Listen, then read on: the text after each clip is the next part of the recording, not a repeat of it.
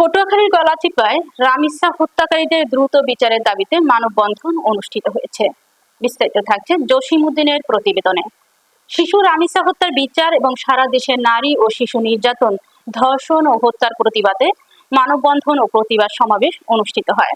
গলাচিপা সরকারি কলেজ মাঠের পশ্চিম পাশে গলাচিপা দারুল কুরআন নুরানি মাদ্রাসার উদ্যোগে এ কর্মসূচির আয়োজন করা হয়। কর্মসূচিতে উপস্থিত ছিলেন মাদ্রাসাটির প্রতিষ্ঠাতা মাওলানা মোহাম্মদ শফিকুল ইসলাম, মাওলানা মোহাম্মদ মাহমুদুল হাসান, উপজেলা ইমাম পরিষদের দপ্তর সম্পাদক হাফেজ মাওলানা মোহাম্মদ জাহিদুল ইসলাম। এছাড়াও মানববন্ধনে শিক্ষক, শিক্ষার্থী, অভিভাবক, সামাজিক ও সাংস্কৃতিক সংগঠনের নেতৃবৃন্দ সহ বিভিন্ন শ্রেণী পেশার মানুষ অংশ নেন। মানববন্ধনে বক্তারা বলেন, শিশু রামিসার মর্মান্তিক হত্যাকাণ্ড পুরো সমাজকে নাড়িয়ে দিয়েছে। নারী ও শিশুদের উপর সহিংসতা, ধর্ষণ ও হত্যার মতো নৃশংস ঘটনা দিন দিন বৃদ্ধি পাওয়ায় তারা গভীর উদ্বেগ প্রকাশ করেন। একই সঙ্গে অপরাধীদের দ্রুত গ্রেফতার ও দৃষ্টান্তমূলক শাস্তির দাবি জানান। হত্যা করে আমরা আরো দেখতে পাই নারায়ণগঞ্জের ফাতিমা, মাত্র 4 বছরের শিশু ফাতিমাকে নিখোঁজের পর জঙ্গলে থেকে রক্তাক্ত লাশ উদ্ধার করা হয়, তাকে নির্যাতনের পর গলা টিপে হত্যা করা হয়। আমরা যদি আরো দেখি যে চাটখিল সাইমা নানার বাড়িতে বেড়াতে এসে ধর্ষণের শিকার হয় 8 বছরের সাইমা। প্রমাণ মুছতে তাকে ডোবায় পানিতে ডুবিয়ে হত্যা করা হয়। আমি আমার বক্তব্যের যে শেষ কথাটা বলতে চাই, আজ আসিয়া, রামিসা, নিপা কিংবা ফাতিমা কেউ নিরাপদ নয়। আমাদের সন্তানরা আজ ঘরে বাইরে কিংবা প্রতিষ্ঠানে কোথাও শান্তিতে নেই। এই নৃশংসতা পুরো সমাজের নৈতিক পতন।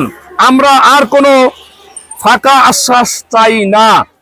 আমরা আইনের এমন দৃষ্টান্তমূলক বাস্তবায়ন চাই যেন আর কোনো পিশাচ কোনো শিশুর দিকে হাত বাড়ানোর সাহস না পায়।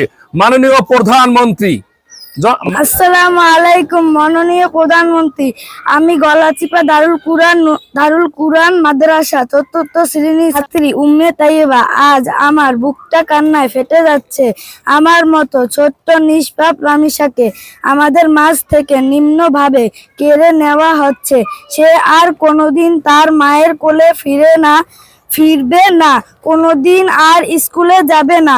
মাননীয় প্রধানমন্ত্রী, আপনি তো আমাদের দেশের সব শিশুর অভিভাবক। রামিসার কি দোষ ছিল?